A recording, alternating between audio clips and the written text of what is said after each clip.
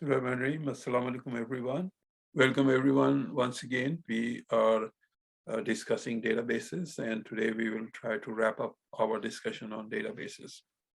So the two topics that we are going to discuss today in databases are query languages and in the normalization of a database, of a relational database. So what these terms mean, let's look at them through our slides. So we have already seen that a relational database is in a form of a table, and the data is stored in form of rows and columns. Now, in order to access this data, we need some kind of a programming language.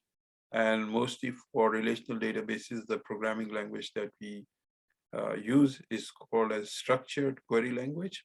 It's a non-procedural language, which means you don't specify how to get the data. You only specify what data is needed, and you write queries about that, and SQL itself constructs all the loops and if-then conditions that are required to access that data from these tables. There are three key operations that we use for accessing data or manipulating data from within a database.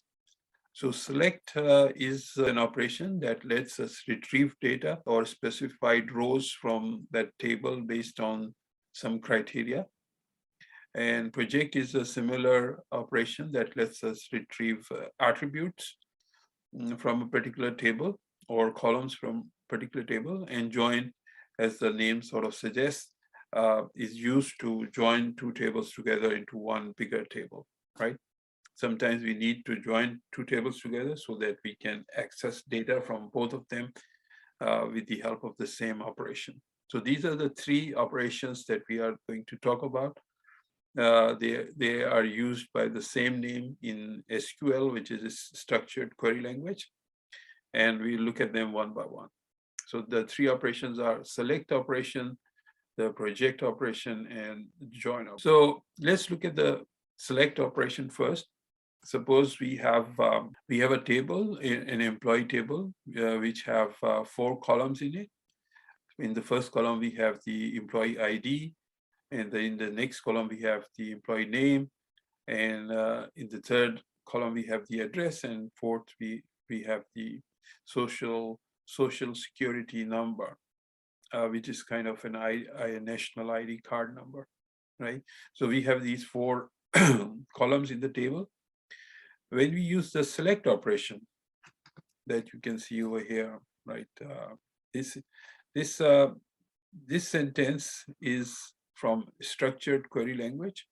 So we write this sentence by using the keyword select, and then we specify the name of the table that we want to obtain data from. So employee is the name of this table over here.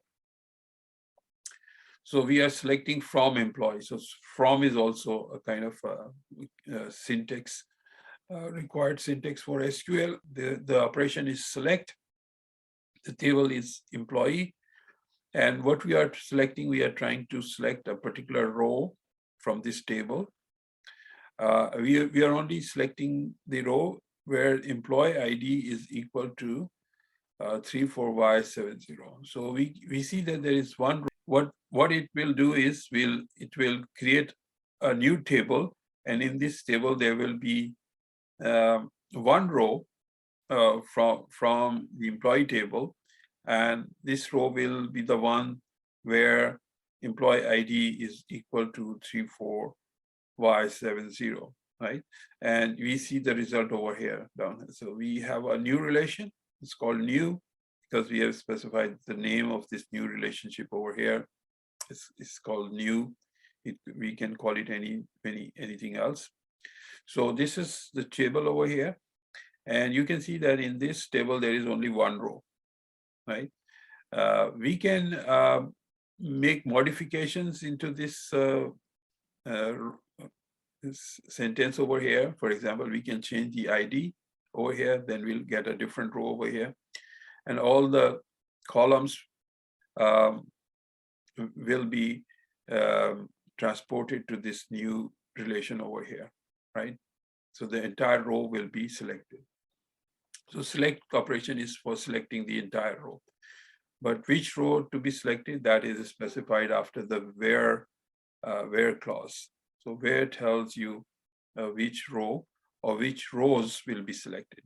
So sometimes you can say, okay, where employee ID is greater than a specified value, right? If it's a numerical ID, then all the IDs that are greater than that particular ID will get selected into the new table, and the remaining will not be included, they will be ignored.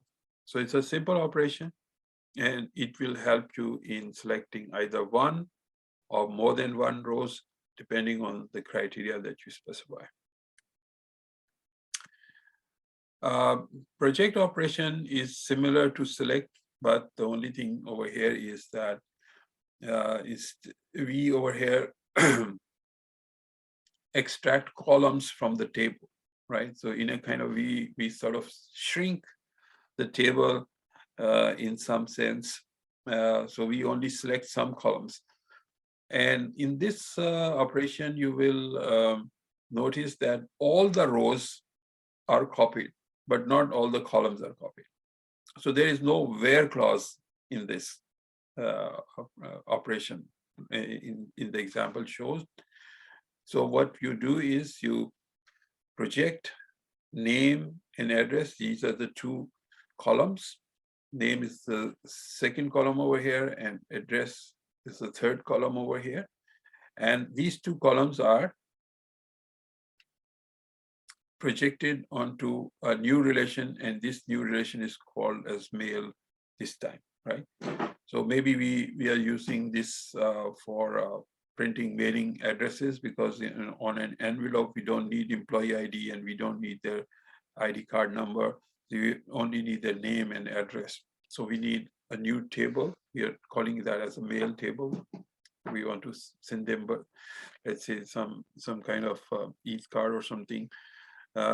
So this operation called project operation will help us in selecting the relevant columns from the table. So, G. So is mail another entity? Sorry? Is mail an entity? This is not an entity right now in that sense that we discussed in the previous session. It's just the name of a table right now, right? So this table just is kind of employee entity, but a trimmed form of employee entity, because we are only interested in two attributes right now. So, Okay. So this is not the complete entity over here.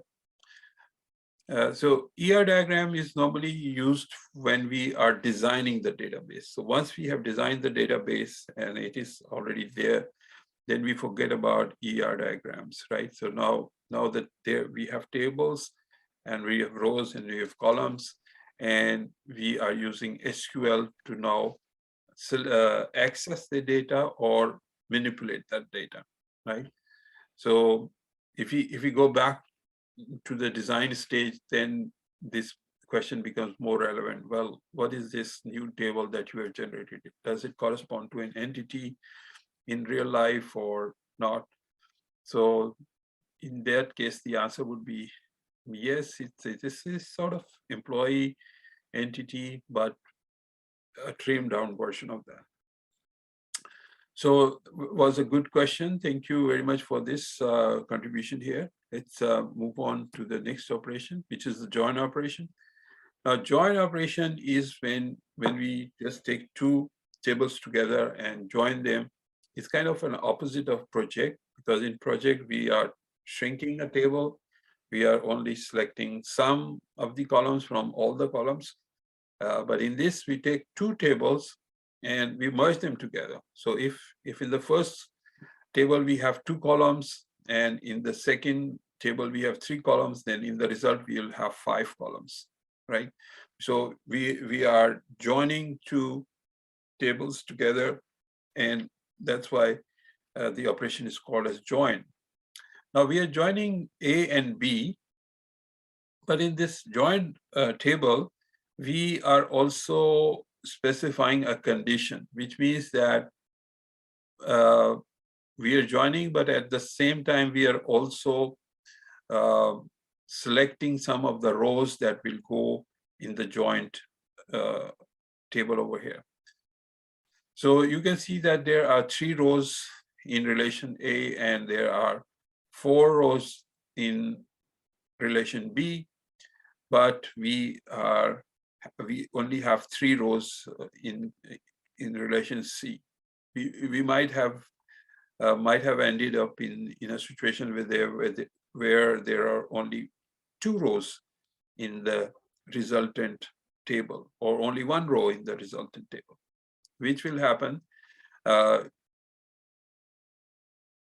depending on the result of this condition that we have specified over here. So the condition that we are specifying here is that the W column of relation A should be equal to the X column of relation B, or the value in W column of A, if that value is equal to the value of X column in B, then we select this row.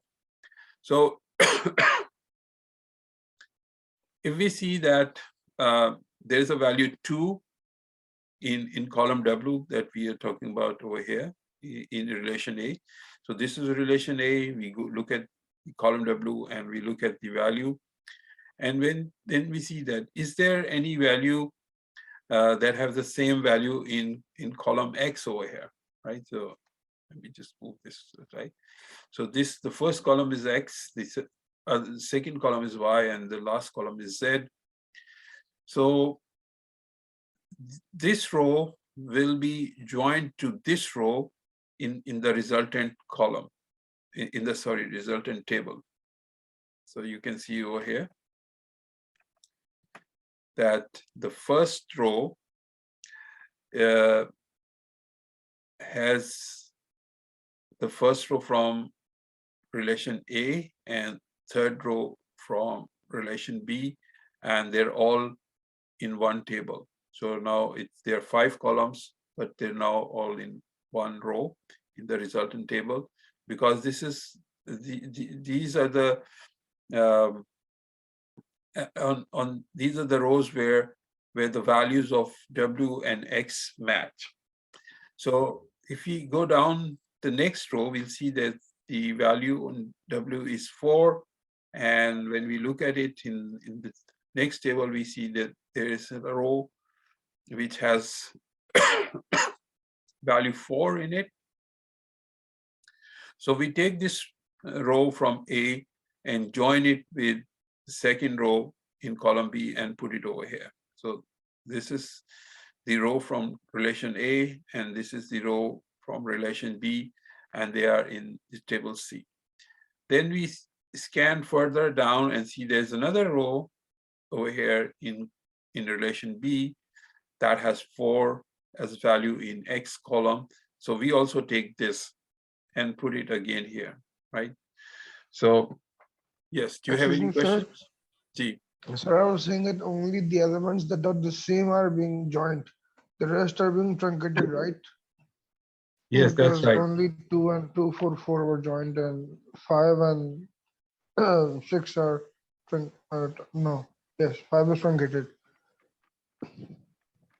That's correct. So this is happening because we have specified a condition over here, this where condition. This row was joined by this row, and this row is joined by these 2 rows over here in the resultant column. So this is the first row from table A, and this is the second row from table B, but it matches with 2 rows in table B, this one and this one. That's why you see these 2 over here, right? Now this row does not appear in the joint relationship, right? The reason being that the value of W does not match the value in X for any row over here. So 5 does not appear anywhere in column W over here. So this row will get ignored. The value 6 does not match with any value in table B. Therefore, this row will also get ignored, right? So these 3 rows will be picked up from table B, and these 2 rows will be picked up from relation A. And this row will be duplicated because there are 2 matching rows in column B. So that's why you see that it's being duplicated over here. And these are the 3 rows from table B, 1, 2, and 3 over here. And this is the result of the join operation. And this where condition actually dictated which row will get joined to which row and go to the resultant table, right? So join table is not only combines the columns, but it also like runs the select operation in a way, right? So they just like in select operation, we select rows, which row will be, which row will go in the new table. Similarly, in the join operation, we select which rows will be joined together and go in the resultant table. Any other question about these 3 operations, select, project, and join? Just to revise, select, we'll select rows based on some criteria. This criteria will be defined over here.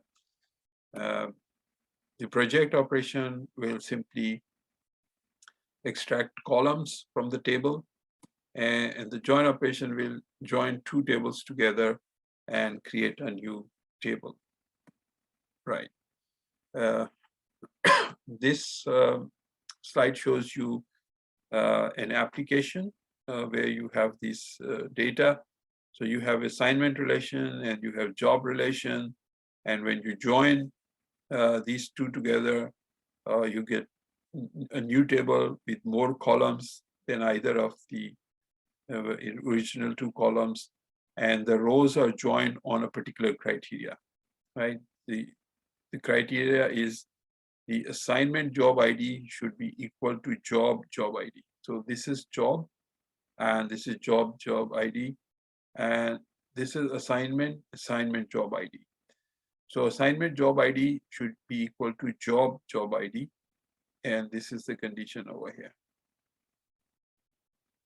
So we see that there are these rows over here in which we have the same job ID, right?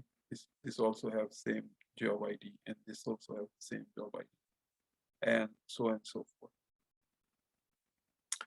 So this was just an example of join, and this the operations that we were talking about are part of a language called SQL, or structured query language. It has, if you want to learn SQL, you have to learn the syntax of these 3 operations, where to put brackets, for example, and how to use quotation marks, and etc. So those all part of the syntax of SQL. But this is a standard. It was designed in 1974 and 75, but it is still used. So it has not become obsolete. It's still there because relational databases are quite old as well, right? So they were like, they have been around since 1970s or maybe even 1960s. The concept is there, so it's quite mature concept. Whenever you want to store data on your computer, you store that in a relational database. Now we have other type of databases as well, because a lot of unstructured data, we are producing a lot of unstructured data. Unstructured data is data where it's very hard to put them in rows and columns. For example, you write blog entries, and you have videos, and you have tweets, and you have other kind of photographs. So these become unstructured. So we need different type of databases for them, and we need different type of query languages for querying unstructured or analyzing this unstructured type of data. But as far as the business transactions are concerned, most of the in organizations, most of the data is structured data. For example, in a university, most of the data that we deal with is structured data. For example, we have student data. We keep the name, address, and grades and subjects for all students. So it's structured. Similarly, we in organizations, they keep data about employees and products and sales transactions, everything. So those type of data are also structured. So that's why SQL is still there, and I think it will remain there for a long time as well. And the relational databases are also here. So, G. Sir, since we have big data nowadays and it is mostly unstructured, so is it still relevant for someone who is working with big data to learn SQL? Yes, so big data can be structured data as well, right? So if you have a lot of transactions, like if you think about big companies these days, like an e-commerce retailer that is selling millions of products, then the data that they generate is structured, but it's called big data because it has got a lot of volume and a lot of velocity and a lot of variety. So big data can be both structured and unstructured, and you are right that more and more unstructured data is coming up. But the structured data has not become obsolete, right? For example, when you book a ticket on an airline, that's very much structured data, right? When you when you buy something from an online store, that transaction is captured in a structured manner, right? So name of the customer, when was this product purchased, what is the delivery address, what is the payment method. So same information will go for every purchase from that website, right? So it's very much structured. So structured data has not become obsolete, although this new type of data, unstructured data, has come up with social media and everything. So we have new type of databases as well, but these type of databases have not become obsolete. They still, all business transactions are still very much structured, right? All commercial transactions, all academic transactions, they are still very much structured.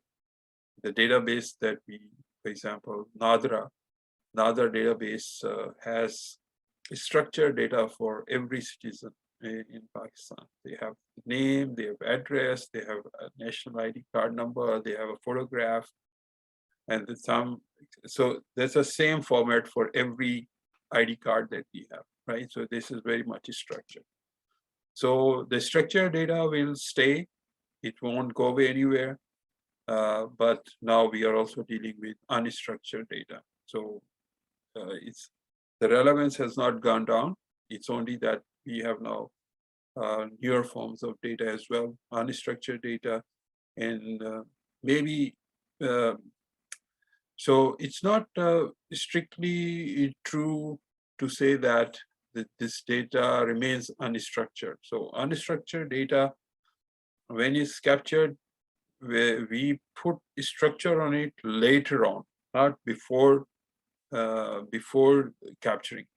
So the more accurate way of saying is the difference between structured and non-structured data is that we know what are the columns and what are the names of these columns before we start capturing that data. For example, when we set up an online store, we know that, okay, when we will start selling our products, we will be storing this data in our databases. We will be just storing customer name, we'll be storing sale price, etc. So we know in advance what kind of data will go in our database.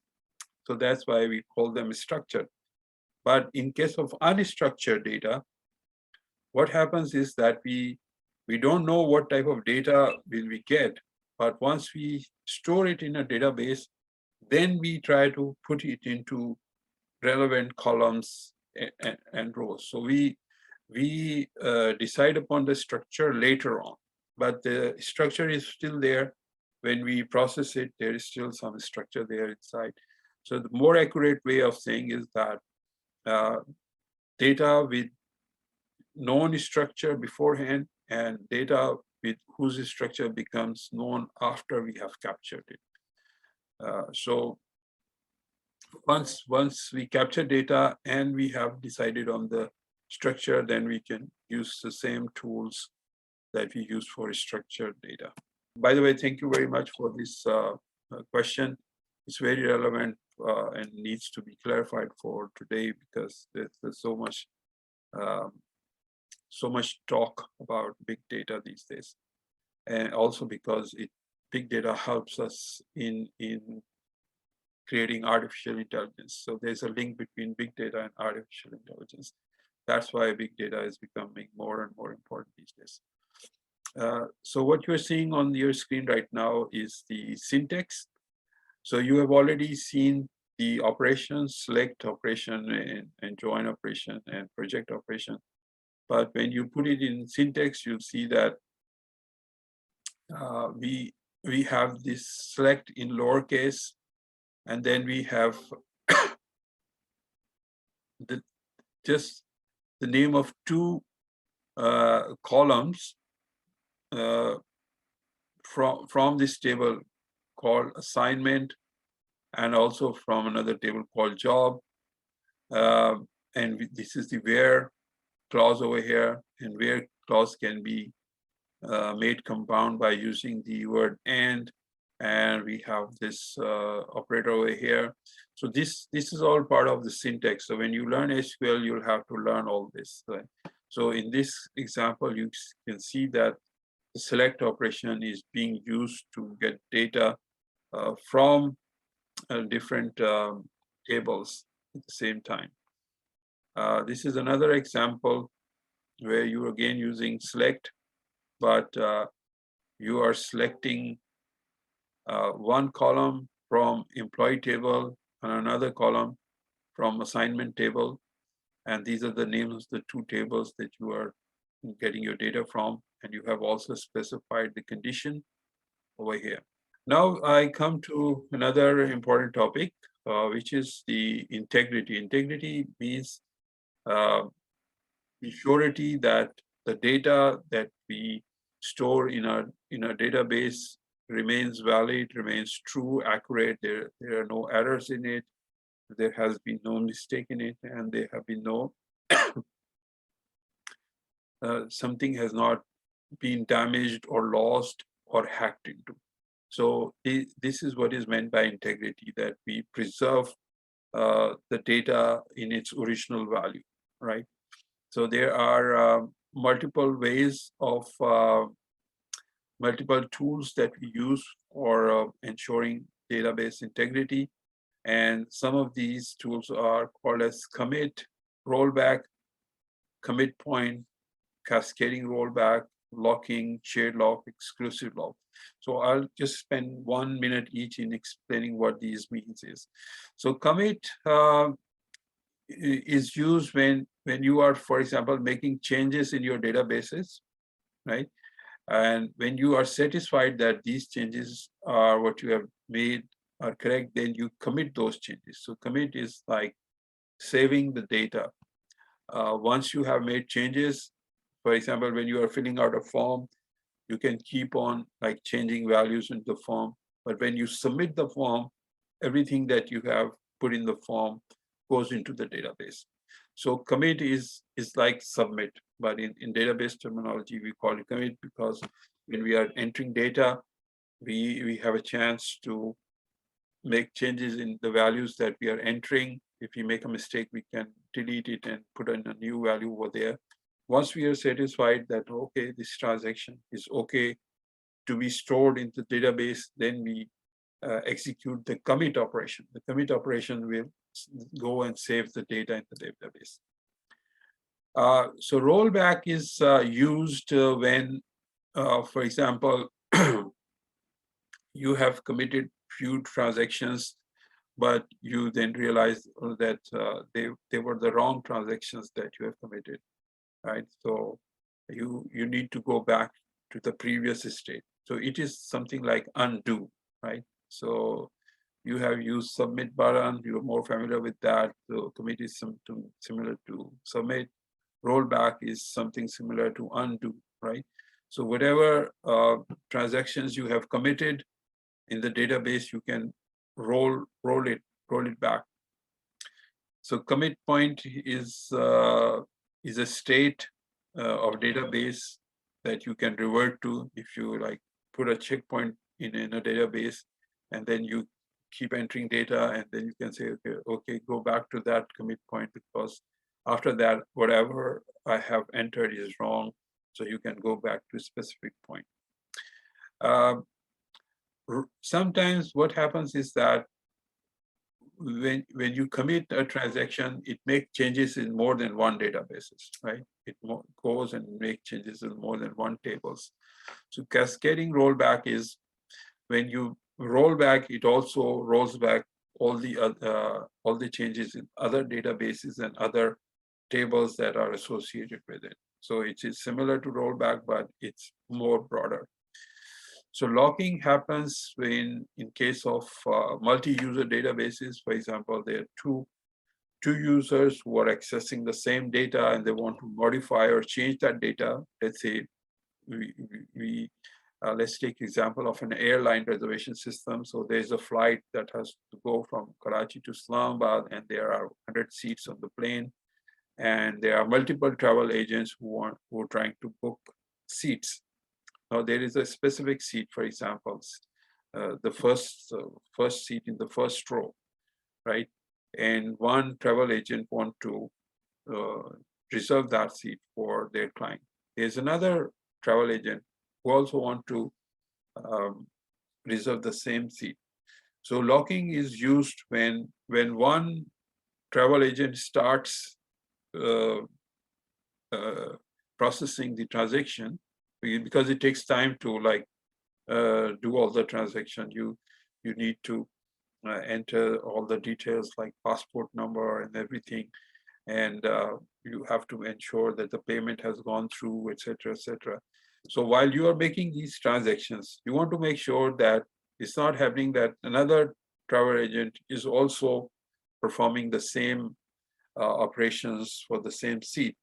So what happens is whenever one travel agent starts, the moment the travel agent start processing that, it will lock that particular seat for that travel agent, so that no other the other travel agents would think that, okay, this is not available anymore because somebody has, even though that particular travel agent may not complete the transaction or cancel the transaction.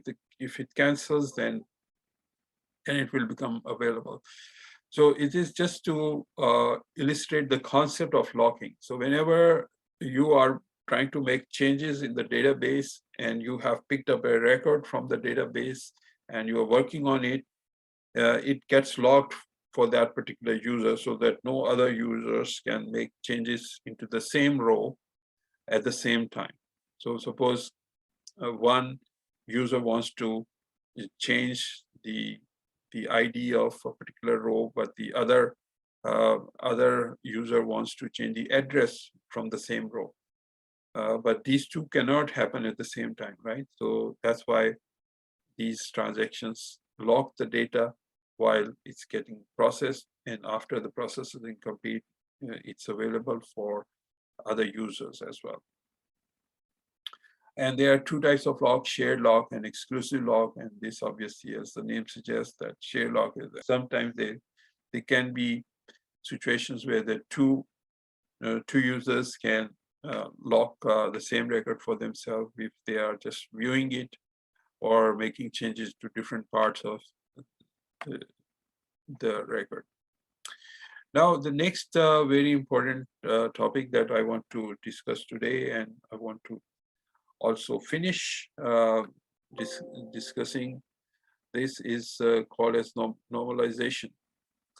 So normalization, what is normalization? Normalization is basically a part of database design.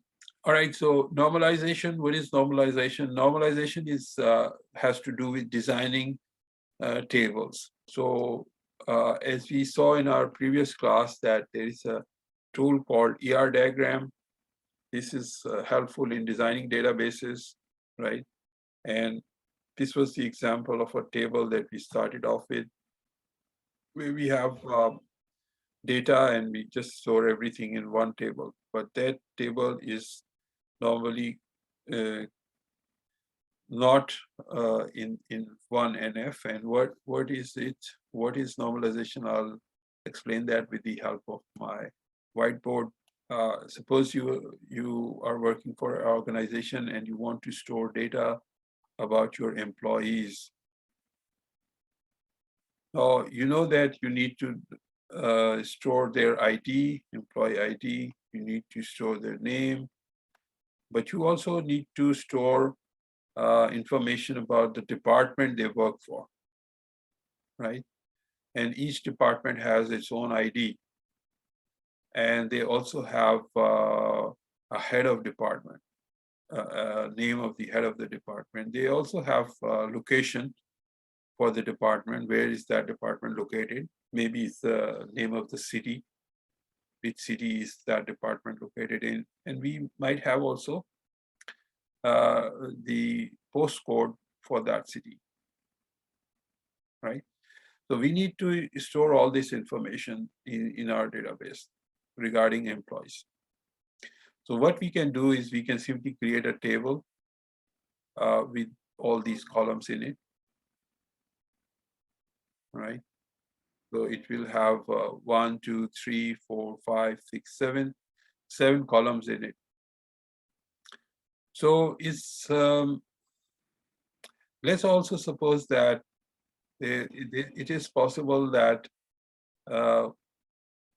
one department is located in multiple locations. Like this just accounting department, but we have an accounting department in Karachi, but we also have an accounting department in Lahore and Islamabad. And it might be possible that the head of the department, accounting department in Karachi is different from the head of the department of accounting in Lahore, but Islamabad is also headed by the same person, right? So employee ID, let's say, is 1, and name is ABC, and it works for accounting department, and department ID is let's say 0, 1, 2, 3, and head of department is Mr. X, right? And it's located in Karachi, or uska zip code like 7,500, for example. We have another employee 2. It's got different name hai, but it's the same accounting department, say, in Karachi. And we have other employees like who work in Lahore and Islamabad, और इनके लाहौर और इस्लामाबाद की दोनों के जो head हैं वो same इस वाई, ठीक है? वो लाहौर को भी हेड कर रही हैं और इस्लामाबाद को भी हेड कर रही हैं. द अकाउंटिंग डिपार्टमेंट जो है उसका नाम सेम है, लेकिन उसके जो आईडी है वो लाहौर का डिफरेंट है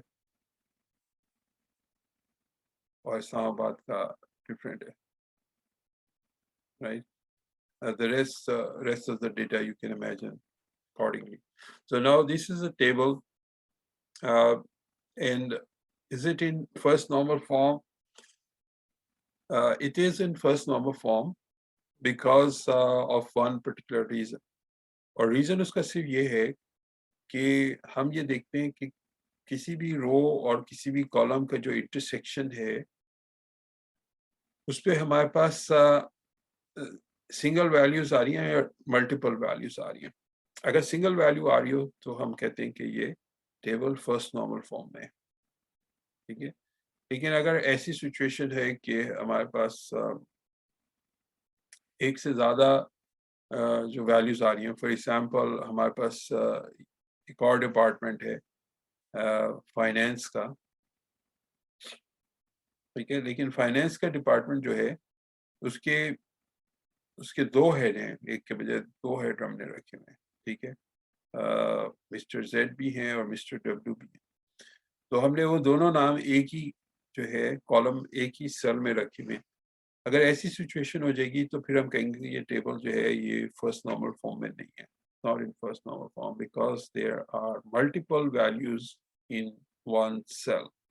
ठीक है, तो फर्स्ट नॉर्मल फॉर्म के लिए जरूरी है कि हर सेल में सिर्फ एक वैल्यू हो, unique value in each cell. ठीक है, that's a very simple way to understand it. इसको टेक्निकल डेफिनेशन ज़ाहिर है थोड़ी सी डिफिकल्ट होती है और वो मोर मैथमेटिकल और अलजेब्राइक होती है, but I am just explaining the same thing in lay terms but also in rather less rigorous form. So ये हमारे पास जो है ये फर्स्ट नॉर्मल फॉर्म आ गई हमारे पास.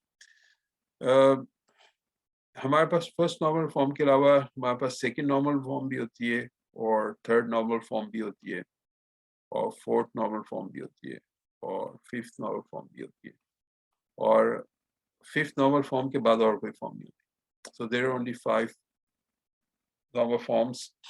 There is another normal form that is between 3 and 4 and it is called as Boy's chord normal form. इसको sometimes 3.5 normal form भी कहते हैं. तो ऑल टुगेदर हमारे पास ये 6 नॉर्मल फॉर्म्स होती हैं. ठीक है, 1 2 3 4 5 और यहाँ पे हमारे पास बॉयज कॉर्ड नॉर्मल फॉर्म होती है. ये वाली नॉर्मल फॉर्म का तो डेफिनेशन आपको पता चल गई है. ठीक है, कि टेबल होना चाहिए यानी कि रोज और कॉलम्स होनी चाहिए और हर सेल में सिर्फ एक वैल्यू होनी चाहिए, तब हम उसे कहेंगे कि ये फर्स्ट नॉर्मल फॉर्म है. Second normal form, third normal form और बॉयज कॉर्ड नॉर्मल फॉर्म और फोर्थ नॉर्मल फॉर्म और फिफ्थ नॉर्मल फॉर्म, ये सारी नॉर्मल फॉर्म्स आप पढ़ेंगे अपना डेटाबेसिस का जब आप कोर्स करेंगे, उसमें ये सारी फॉर्म्स को डिटेल में भी पढ़ेंगे और मैथमेटिकली भी पढ़ेंगे, इसको रिगरसली भी पढ़ेंगे. लेकिन एट द सेम टाइम मैं आपको ये भी बताता चलूँ कि प्रैक्टिकल लाइफ में जो डेटाबेसिस यूज होती हैं most of the time 90% of the time वो थर्ड नॉर्मल फॉर्म तक जो है हम जाते हैं. We keep our tables in third normal form, यानी कि फर्स्ट नॉर्मल फॉर्म जो भी मैंने आपको एग्जांपल दिखाई थी वो फर्स्ट नॉर्मल फॉर्म में था table, but it was not in second normal form and it was not in third normal form. और उसकी रीज़न ये थी कि आप देखें कि उसमें कुछ वैल्यूज रिपीट हो रही थी रोज में. जैसे कि डिपार्टमेंट जो अगर एम्प्लॉय 1 जो है वो कराची में काम कर रहा है और 2 भी कराची में काम कर रहा है और 3 भी कराची में काम कर रहा है, तो 1 2 3 के लिए जो है department name, department ID, department location वो सारी रिपीट होगी तो बार बार से. ठीक है, तो that's why it was not in second normal form and third normal form. इसकी डेफिनेशन मैं आपको अभी थोड़ा बताता हूँ और रिग्रेस तरीके से, लेकिन अभी से मैं आपको ये बता रहा हूँ कि that table was in first normal form but not in second normal form और थर्ड नॉर्मल फॉर्म. और मैं आपको ये भी बता रहा हूँ कि प्रैक्टिकली जो है जितनी भी डेटाबेसेस यूज होती हैं ऑर्गेनाइजेशंस में आजकल, उनके डिज़ाइनर्स जो हैं वो नॉर्मली थर्ड नॉर्मल फॉर्म तक जाते हैं. ठीक है, they don't go further normalize नहीं करते, although it is possible to normalize them to Boyce Codd normal form, fourth normal form और fifth normal form. Fifth normal form जो है वो लास्ट नॉर्मल फॉर्म होती है. Basically fifth normal form is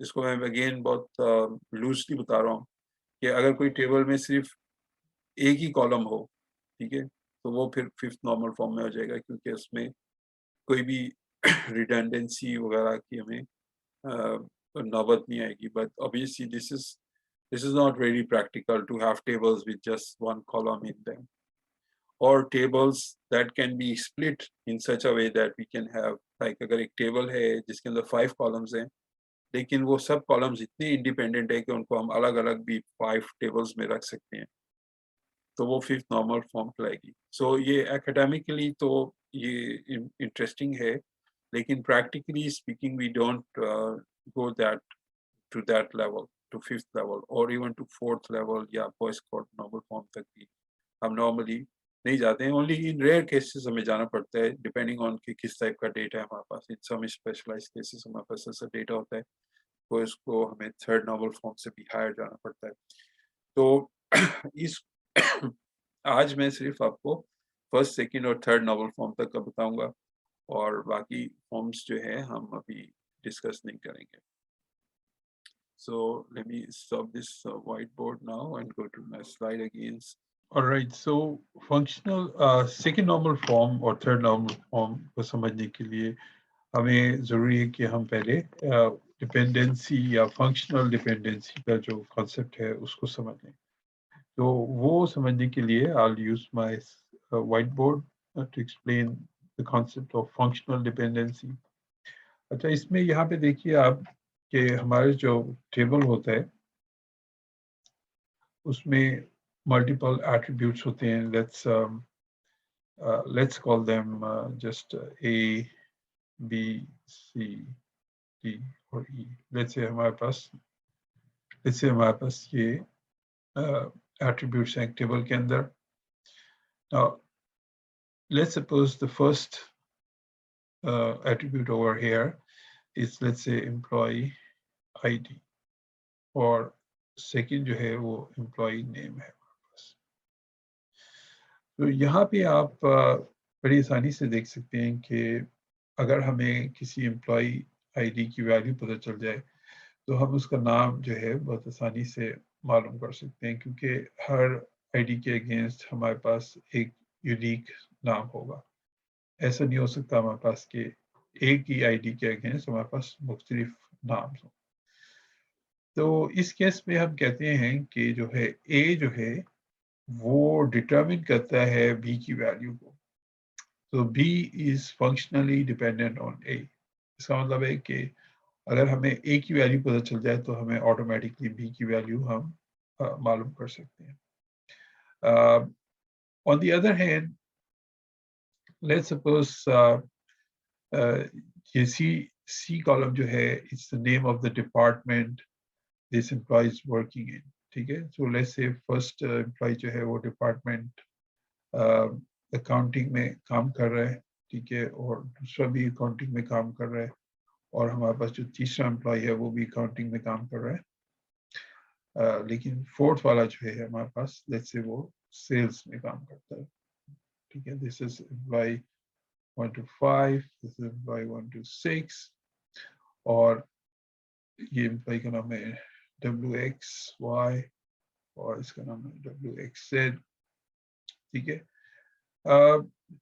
تو ہم دیکھ سکتے ہیں کہ اگر ہمیں بی اور سی کے درمیان دیکھنا ہے کہ کوئی ڈپینڈنسی ہے یا نہیں, تو ہم آسانی سے یہ بتا سکتے ہیں کہ ان میں کوئی ڈپینڈنسی نہیں ہے. اس کا مطلب ہے سی کی ویلیو فار ایگزامپل معلوم ہے ہمیں, تو ہم اس کی مدد سے ہم بی کی ویلیو نہیں بتا سکتے. فار ایگزامپل ہمیں پتہ چل گیا کہ سی کی ویلیو ہے اکاؤنٹنگ, تو ہم اس کی مدد سے ہم کوئی ایک یونیک ویلیو ڈٹرمن نہیں کر سکتے کہ امپلائی کی کیا, امپلائی آئی ڈی کیا ہوگا یا امپلائی نیم کیا ہوگا, بیکاز ایک ڈپارٹمنٹ میں بہت سارے امپلائیز ہو سکتے ہیں. تو جو سی کالم ہے وہ ڈٹرمن نہیں کرتا بی کالم کو یا اے کالم کو, but on the other hand a column جو ہے وہ بی کو ڈٹرمن کرتا ہے. تو ہم یہ کہتے ہیں کہ یہ بی جو ہے وہ فنکشنلی ڈیپینڈنٹ ہے اے کے اوپر. تو ایک تو ہمارا کانسیپٹ یہ ہو گیا فنکشنل ڈیپینڈنسی کا, جس میں ہمیں پتہ چل گیا کہ اگر جو ہے ایک کالم کی ویلیو ہم معلوم کر سکتے ہیں اگر ہمیں دوسرے کالم کی ویلیو معلوم ہو جائے تو ہم کہتے ہیں کہ ان کے درمیان ایک functional dependency. Okay, now suppose we have another situation where we have a table. Let's say اس میں شروع میں اسٹوڈنٹ نیم ہے اور پھر اسٹوڈنٹ کون سے سبجیکٹ کو پڑھ رہا ہے اور پھر اسٹوڈنٹ کی ایج ہے for example. So let's say student Akbar جو ہے وہ میتھس پڑھ رہا ہے اور اسٹوڈنٹ کی ایج 20 ہے اور یہ کنسیڈر کریں کہ اکبر جو ہے از آلسو اسٹڈنگ انگلش اور ظاہر ہے سیم اسٹوڈنٹ ہے تو سیم ایج ہوگی ہمارے پاس. اور ہمارے پاس پھر دوسرا ہمارے پاس اسٹوڈنٹ ہے بلال, وہ بھی میتھس کے اسٹوڈنٹ ہے اور سیم ایج ہے, ٹھیک ہے. اور ہمارے پاس ایک اور اسٹوڈنٹ ہے فرا, who is also studying English, and she's also 21. Now, in this case, you can see that there's no column in this table that has unique values for each row. For example, over here, we see that the name Akbar is repeated. So there are cases where a value is repeated and it's not the case that each value is unique. Similarly, over here, we see that in subject, there are values that are repeating, and also for age, there are values that are repeating, right? So in this case, if you want to have a candidate key, I mean, a key that can uniquely identify a row, right? So in this situation, we'll have to take a combination of student and subject in order to make that row unique. So اگر ہم student اور subject کو combine کر دیں تو ہم دیکھیں گے کہ now each row has a unique combination of these two attributes. یعنی کہ اکبر اور میتھس یہاں پہ کہیں آپ نے دیکھا ریپیٹ ہوتے ہوئے نہیں دیکھا, اسی طرح سے اکبر اور انگلش ریپیٹ نہیں ہو رہا, بلال اور میتھس ریپیٹ نہیں ہو رہا, فرا اور انگلش ریپیٹ نہیں ہو رہا ٹیبل میں, ٹھیک ہے. Maybe one of the columns will repeat. Okay, for example, Farah is also studying maths. So in this case, Farah will appear more than once, but this combination will appear only once, the combination of student and subject. So us case میں ہم یہ کہتے ہیں کہ جو combination ہے یہ جو ہے اس ٹیبل کی پرائمری کی ہے یا اس ٹیبل کی کینڈیڈیٹ کی ہے, ٹھیک ہے, یا اس ٹیبل کی ہے جو کہ اس کو ہر رو کو یونیکلی آئیڈینٹیفائی کرتی ہے. تو اس کیس میں اگر آپ ہم دیکھیں کہ is there a functional dependency of this column age, ٹھیک ہے, ایج کے ساتھ let's say ایک اور رکھ لیتے ہیں یہاں پہ کالم ای میل ایڈریس رکھ لیتے ہیں, ٹھیک ہے. تو فار ایگزامپل اس کا ای میل ایڈریس ہے akbar@iba, وہ obviously ریپیٹ ہوگا, ٹھیک ہے. اس کا ہے bilal@iba, ٹھیک ہے, اور اس کا ہے farah@iba, ٹھیک ہے. تو اگر ہم اس میں فنکشنل ڈیپینڈنسی یہاں پہ دیکھیں تو ہم یہ دیکھ سکتے ہیں کہ یہ ظاہر کینڈیڈیٹ کی جو ہے یہ کمبائنڈ کینڈیڈیٹ کی یہ ڈٹرمن کرتی ہے ایج بھی اور ای میل بھی. So if for example we know Akbar اور میتھس جو ہے وہ کی ویلیو ہے تو we can very easily determine کہ ایج کی کیا ویلیو ہوگی اور ای میل کی کیا ویلیو ہوگی. لیکن اس میں ایک اور یونیک سچویشن یہ دیکھیں کہ یہ جو ایٹریبیوٹس ہیں ایج اور ای میل, یہ اصل میں یہ ہول آف دا کی پہ ڈیپینڈ نہیں کرتے بلکہ یہ صرف ون پارٹ آف دا کی پہ ڈیپینڈ کرتے ہیں. Although the whole of the key is required to uniquely identify a row, but the attributes age and the attribute email, both of them are such that they do not depend on the complete key. They only depend on one part of the key. یعنی کہ اگر صرف student پتہ چلتا ہے ہمیں کہ کس اسٹوڈنٹ کی بات ہو رہی ہے تو ہم بتا سکتے ہیں کہ اس کی ایج کیا ہے اور اس کا ای میل کیا ہے. ہمیں اس کے سبجیکٹ کو معلوم کرنے کی ضرورت نہیں. سبجیکٹ کو ضرورت اس وقت ہوتی ہے جب ہم کسی رو کو یونیکلی آئیڈینٹیفائی کرنا چاہیں. فار ایگزامپل اگر ہمارے پاس ایک اور کالم ہے جسے ہم کہتے ہیں گریڈ, ٹھیک ہے, تو اکبر کے میتھس میں کیا اسکور آیا تھا, ٹھیک ہے, اور انگلش میں کیا آیا تھا. اس کے لیے ہمیں ضروری ہے کہ ہمیں ان دونوں کالمس کی ویلیو پتہ ہو, تبھی ہم جو ہے گریڈ ڈیپینڈ بتا سکتے ہیں. تو گریڈ جو ہے اصل میں یہ it depends on whole of the key, not on part of the key. ٹھیک ہے, ایج جو ہے وہ is depending on part of the key and email is depending on part of the key, but grade is dependent on this complete combination, is dependent on whole of the key. ٹھیک ہے, تو ایسی case میں ہم کہتے ہیں کہ اس table میں there are partial dependencies in this table.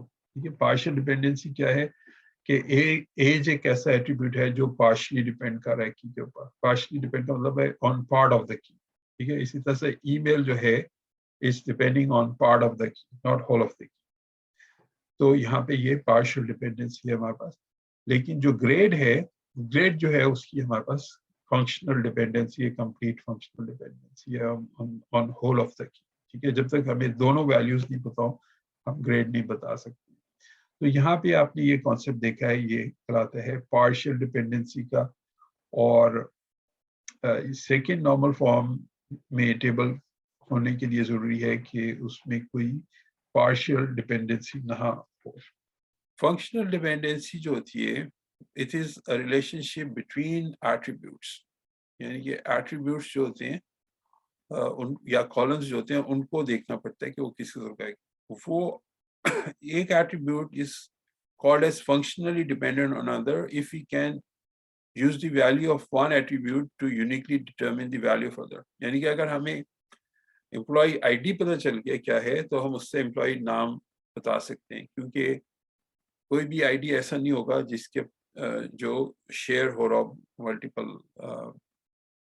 Employees میں. ٹھیک ہے, تو اس سچویشن میں ہم کہیں گے کہ جو امپلائی نیم ہے وہ فنکشنلی ڈیپینڈنٹ ہے آن امپلائی آئی ڈی, تو نام آئی ڈی پہ ڈیپینڈ کر رہا ہے. ٹھیک ہے, کیونکہ اگر ہمیں آئی ڈی پتہ چلے تو ہم نام بتا سکتے ہیں. ٹھیک ہے, لیکن it's not the other way around. ٹھیک ہے, مثال کے طور پہ اکبر ایک نام ہے امپلائی کا, تو ہو سکتے ہیں 2 یا 3 امپلائیز ہوں جن کا نام اکبر ہو. ٹھیک ہے, ان تینوں کی آئی ڈی ڈفرینٹ ہوگی لیکن نام سیم ہے. تو اگر ہمیں آئی ڈی پتہ ہوگی تو ہم نام تو بتا دیں گے کہ اکبر ہے, لیکن اگر ہمیں نام پتہ ہو اکبر ہے تو ہم یہ نہیں بتا سکتے کہ اس کی آئی ڈی کیا ہے, کیونکہ ہو سکتا ہے وہ پہلا اکبر کی بات ہو رہی ہو یا دوسرے کی ہو رہی ہو یا تیسرے کی ہو رہی ہو. تو اس لیے جو فنکشنل ڈیپینڈنسی ہے اس میں جو ہے ایک ایٹریبیوٹ دوسرے پہ ڈیپینڈ کر رہا ہے, not the other way around. ٹھیک ہے, تو ہم اس کو لکھتے اس طرح سے ہیں کہ ایکس فنکشنلی ڈیٹرمنز وائی, یعنی کہ اگر ہمیں ایکس پتہ چل جائے تو ہم وائی پتہ کر لیتے ہیں, اگر ہمیں آئی ڈی پتہ چل جائے تو ہم نام بتا سکتے ہیں. ٹھیک ہے, سو یہاں پہ ایگزامپل کے طور پہ student I D determines student name, اگر اسٹوڈنٹ نام آئی ڈی میں پتہ ہے تو ہم اس کا نام بتا سکتے ہیں. تو یہ چیز کہلاتی ہے فنکشنل ڈیپینڈنسی. تو اس ٹیبل میں آپ دیکھیں کہ ہمارے پاس جو فنکشنل ڈیپینڈنسیز ہیں وہ 3 ڈیپینڈنسیز آپ کو نظر آ رہی ہیں. ایک ڈیپینڈنسی ہے, وہ ڈیپینڈنسی کو آپ ایرو بھی کہہ سکتے ہیں. ٹھیک ہے, ایک تو یہ ہے کہ امپلائی نمبر سے ہمیں اس کا امپلائی ای میل پتہ چل جاتا ہے, پھر امپلائی نمبر سے ہمیں اس کا نام بھی پتہ چل جاتا ہے, یہ سیکنڈ ڈیپینڈنسی ہے. اور یہ تھرڈ ڈیپینڈنسی ہے. ٹھیک ہے, امپلائی نمبر سے امپلائی نام پتہ چل سکتا ہے. تو یہ 3 ڈیپینڈنسیز آپ نے یہاں پہ دیکھی. ٹرانزٹیو ڈیپینڈنسی جو ہوتی ہے وہ ہوتی ہے کہ جب ایک ایٹریبیوٹ دوسرے پہ ڈیپینڈ کرے اور دوسرا جو ہے وہ تیسرے پہ ڈیپینڈ کرے, یعنی کہ اے بی کو ڈیٹرمن کر رہا ہے لیکن بی سی کو ڈیٹرمن کر رہا ہے. جیسے ہم نے دیکھا تھا جو ایگزامپل وائٹ بورڈ پہ کی تھی کہ امپلائی نیم سے ہمیں پتہ چلتا تھا وہ کون سے ڈپارٹمنٹ میں کام کر رہا ہے, اور ڈپارٹمنٹ کی آئی ڈی سے ہمیں پتہ چلتا تھا کہ وہ اس کی لوکیشن کیا ہے. تو وہاں پہ یہ ٹرانزٹیو ڈیپینڈنسی تھی. امپلائی آئی ڈی سے ہمیں ڈپارٹمنٹ آئی ڈی پتہ چلتا تھا اور ڈپارٹمنٹ آئی ڈی سے ہمیں اس کی لوکیشن پتہ چلتی تھی. تو یہ ایک طرح کی ٹرانزٹیو ڈیپینڈنسی تھی. یہ کانسیپٹس کیوں ضروری ہیں؟ یہ کانسیپٹ اس لیے ضروری ہیں تاکہ ہمیں پتہ چلے ये second normal form और third normal form क्या होती है. Okay, so this is the first normal form, ठीक है. Tables should have a single atomic value in each cell. A value stored in a column should be of the same domain, or all attributes column in the table should have unique names, and each row is unique. ठीक है, ये थोड़ी सी और technical अब detail है इसकी first normal form की, कि ये टेबल फर्स्ट नॉर्मल फॉर्म में उस वक्त होता है जब ये आपके पास ये सारी कंडीशंस मीट कर रही हो, यानी कि वो टेबल एक हो और हर टेबल में सेम डोमेन से वैल्यूज आ रही हो, हर टेबल का यूनिक नेम हो और उनकी वैल्यूज भी यूनिक हो. तो ये हमने एक टेबल का एग्जांपल देखा. इसमें यहाँ पे ये जो है ये फर्स्ट नॉर्मल फॉर्म में नहीं है, क्योंकि आपने देखी कि जो सब्जेक्ट का ये है यहाँ पे एक से ज्यादा वैल्यूज हैं, तो ये इसलिए हम कहेंगे कि फर्स्ट नॉर्मल फॉर्म में ये नहीं है table. So each row must be unique in first normal form. In first normal form, no row should have a column with more than one values, like a list separated with column. It must be separated into multiple rows.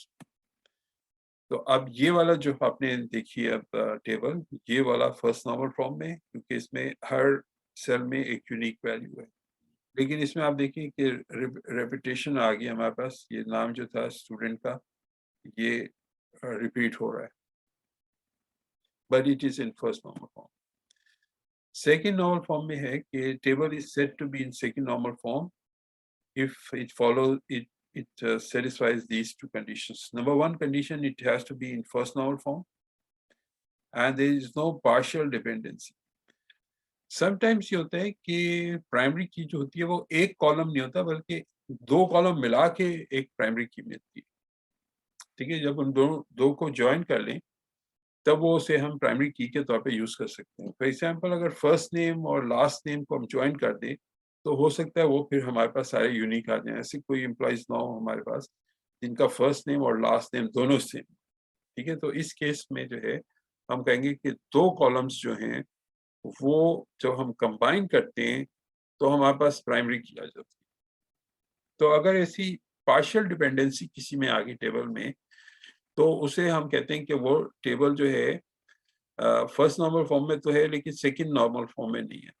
Second normal form के लिए जरूरी है कि उसमें कोई partial dependency ना हो. Partial dependency का मतलब है कि कोई भी एट्रीब्यूट जो है वो पार्ट ऑफ द की पे डिपेंड ना कर रहा हो. पार्ट ऑफ द की सिर्फ उसी वक्त सिचुएशन बनती है जब एक ऐसा टेबल हो जिसमें जो प्राइमरी की है वो एक से ज्यादा कॉलम्स को मिला के बन रही हो. ठीक है, it's not one column but there are two और three columns that combine together form a primary key. ठीक है, तो अगर ऐसी सिचुएशन है कि हमारे पास एक से ज्यादा कॉलम्स जो हैं वो मिला के प्राइमरी की बना रहे हैं, और फिर एक ऐसी situation on top of that एक ऐसी आ जाती है कि there are attributes that are functionally dependent only on the part of the key, तो वो जो है हम कहते हैं कि there is a partial dependency in the table. और पार्शियल डिपेंडेंसी जो है अगर होगी तो वो सेकंड नॉर्मल फॉर्म में नहीं होगा टेबल, तो उसको हमें रिमूव करनी पड़ेगी partial dependency in order to put the table in the second normal form. Second normal form की एग्जांपल, हमारे पास एक स्टूडेंट है और सब्जेक्ट है, वो मिलके जो है हमारे पास एक कैंडिडेट की बन जाती है, प्राइमरी की बन जाती है. जैसे ये इसमें अगर आप देखें तो अगर हम ये कॉम्बिनेशन ले लें, ठीक है, स्टूडेंट नेम और सब्जेक्ट, ठीक है, अगर इन दो की वैल्यू हमें पता चल जाए तो फिर हम यूनिकली जो है थर्ड कॉलम जो है इसकी वैल्यू प्रिडिक्ट कर सकते हैं. तो इस केस में आप देखें कि ये वाली जो कैंडिडेट की है which is this combination of student and subject, ठीक है, इसमें जो नॉन प्राइम एट्रीब्यूट है यानी कि जो एज है, it depends only on student not on subject. ठीक है, तो ये पार्शियल डिपेंडेंसी हमें यहाँ पे नजर आ रही है कि एज जो है वो सिर्फ स्टूडेंट पे डिपेंड कर रही है, सब्जेक्ट पे नहीं डिपेंड कर रही. तो ये इसलिए ये सेकंड नॉर्मल फॉर्म में नहीं होगा. To achieve second normal form, it would be helpful to split out the table like this. ठीक है, तो ये हमारे पास जो टेबल था ये फर्स्ट नॉर्मल फॉर्म में तो था लेकिन सेकंड नॉर्मल फॉर्म में नहीं था. ठीक है, it's not in second normal form. اور لیکن جب ہم نے ان کو اسپلٹ کر دیا ہے تو اب یہ سیکنڈ نارمل فارم میں بھی آ گئے ہیں، کیونکہ یہ ہمارے پاس پرائمری کی ہے اور یہ اس پہ فنکشنلی ڈپینڈ کر رہا ہے، اور یہ بھی ہمارے پاس پرائمری کی ہے اور یہ اس کا فنکشنلی ڈپینڈ کر رہا ہے سبجیکٹ کے اس کے اوپر. فنکشنل ڈپینڈ کرنے کا مطلب یہ ہے کہ اگر ہمیں پتہ ہو کہ یہ اس سبجیکٹ کی پرائمری کی کیا ہے، اس ٹیبل کی پرائمری کی کیا ہے، تو پھر ہم اس کے نان پرائمری جتنے بھی ایٹریبیوٹس ہیں ان کی ویلیو ہم ڈٹرمن کر سکتے ہیں. So now the table is in second normal form, اور لاسٹ جو فارم ہے وہ تھرڈ نارمل فارم ہے. لیکن تھرڈ نارمل فارم کے لیے ضروری ہے کہ ایک ٹیبل جو ہے وہ سیکنڈ نارمل فارم میں ہو اور اس میں کوئی ٹرانزٹیو ڈپینڈنسی بھی نہ ہو. ٹھیک ہے، تو ابھی ٹرانزٹیو ہم نے ڈپینڈنسی دیکھی تھی کہ وہ اس کیس میں آتی ہے کہ اگر اے جو ہے وہ بی پہ ڈپینڈ کر رہا ہے اور بی جو ہے وہ سی پہ ڈپینڈ کر رہا ہے. تو اگر ایسی سچویشن ہے کسی ٹیبل میں تو ہم کہیں گے کہ یہ may be second normal form. Second normal form میں یہ ہوتا ہے کہ آپ چیک کرتے ہیں کہ کوئی پارشل ڈپینڈنسی تو نہیں ہے. ٹھیک ہے، اور تھرڈ نارمل فارم کے لیے چیک کرتے ہیں آپ کی کوئی ٹرانزٹیو ڈپینڈنسی تو نہیں ہے ٹیبل کے اندر. تو اگر آپ کو ایک ٹیبل دیا گیا ہے اور آپ نے یہ چیک کر کے بتانا ہے کہ وہ فرسٹ نارمل فارم میں، سیکنڈ میں یا تھرڈ میں ہے، تو you start with first normal form, اور آپ دیکھتے ہیں کہ کوئی ریپیٹنگ ایلیمنٹس تو نہیں ہے. تو اگر نہیں ہے تو آپ کہتے ہیں ہاں یہ فرسٹ نارمل فارم ہے. پھر آپ کہتے ہیں کہ اچھا آپ چیک کرتے ہیں کہ یہ سیکنڈ نارمل فارم میں ہے یا نہیں ہے. اس کے لیے آپ کو یہ دیکھنا پڑتا ہے کہ کوئی پارشل ڈپینڈنسی تو نہیں ہے کسی جگہ پہ. اگر پارشل ڈپینڈنسی ہوگی تو آپ کہیں گے کہ نہیں یہ سیکنڈ نارمل فارم میں نہیں ہے. لیکن if you are not able to find any partial dependency تو پھر آپ کہیں گے کہ ہاں یہ سیکنڈ نارمل فارم میں ہے because there are no partial dependencies. لیکن پھر آپ تیسرا کوشچن کر سکتے ہیں کہ is it in third normal form اور ناٹ. تھرڈ نارمل فارم کے لیے آپ دیکھتے ہیں کہ once you are satisfied that there are no partial dependencies, then you start looking for transitive dependencies. If you find any transitive dependencies, then you say that table is in second normal form but not in third normal form. But if you don't find any transitive dependencies, then you say, okay, this table is in third normal form. Third normal form جو ہے وہ last normal form ہوتی ہے، اور جو ہے اس کے بعد جو ہے وہ باقی جو فارمس ہیں وہ پریکٹیکلی یوز نہیں ہوتی normally unless it's a very rare condition, but they are discussed in academic situations. What are the advantages of normalizing tables to third normal form? The advantages are that number one, you improve consistency and integrity of the data because data is stored in one place, not in multiple places, اور جو duplication ہو رہی ہے data کی within rows وہ کم ہو جاتی ہے. تو اس کے علاوہ جو اس کی پروسیسنگ کی سپیڈ ہے وہ بھی بڑھ جاتی ہے when the tables are in third normal form, کیونکہ آپ جو ایکسیس کرتے ہیں جو بھی ٹائپ کا ڈیٹا چاہیے ہوتا ہے وہ الگ ٹیبل میں ہوتا ہے، اس لیے اس کو جو ہے ایکسیس کی سپیڈ جو ہے وہ زیادہ بڑھ جاتی ہے. اور in the broadest use, data integrity refers to accuracy and consistency of data stored in database.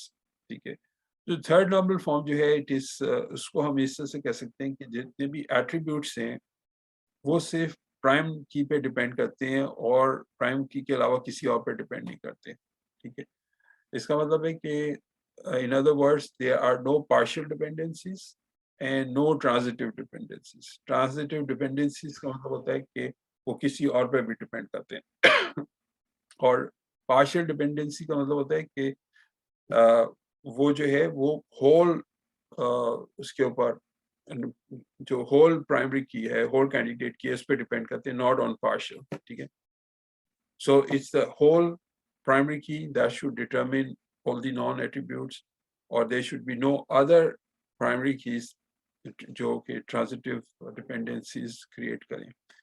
تو ایک تھرڈ نارمل فارم میں ٹیبل کو جو ہے آنے کے لیے ضروری ہے کہ اس میں کوئی بھی پارشل ڈپینڈنسیز نہ ہو اور کوئی بھی ٹرانزٹیو ڈپینڈنسیز نہ ہو. So these are the two test for second and third. اور فرسٹ کا ٹیسٹ یہ ہے کہ there should be no multiple values in the cell in any of the cells. ٹھیک ہے، تو ہر سیل میں یونیک ویلیو ہونی چاہیے، تو وہ فرسٹ نارمل فارم میں آ جاتا ہے. اور کوئی بھی ایٹریبیوٹ جو ہے وہ ہاف آف دا کی پہ ڈپینڈ نہیں کرنا چاہیے. ٹھیک ہے، اگر یعنی کہ کی جو ہے وہ कंपाउंड की है, more than one columns पे मिलके बनती है, तो नॉन प्राइम एट्रीब्यूट्स जो हैं वो ऐसी सिचुएशन नहीं होनी चाहिए कि वो उसमें से किसी एक कॉलम पे फंक्शनली डिपेंड कर रहा हो. They should depend on the complete की. और इसी तरह से जो है उसमें कोई ट्रांजिटिव डिपेंडेंसीज नहीं होनी चाहिए. ऐसा नहीं होना चाहिए कि प्राइमरी की जो है वो एक एट्रीब्यूट को डिटरमिन कर रही है लेकिन वो एट्रीब्यूट किसी और एट्रीब्यूट को भी डिटरमिन कर रहा है, वो इटसेल्फ एक प्राइमरी की के तौर पे काम कर रहा है फॉर अनदर एट्रीब्यूट. तो ऐसी ट्रांजिटिव डिपेंडेंसी नहीं होनी चाहिए. So I will upload these slides. They have some more information about partial dependencies and transitive dependencies. You can, I'll also upload the recording of this video in order to make this more clear. So that's all about databases. And next time we'll start a new topic, which is probably artificial intelligence. So I'll see you then. Thank you very much for attending today's session.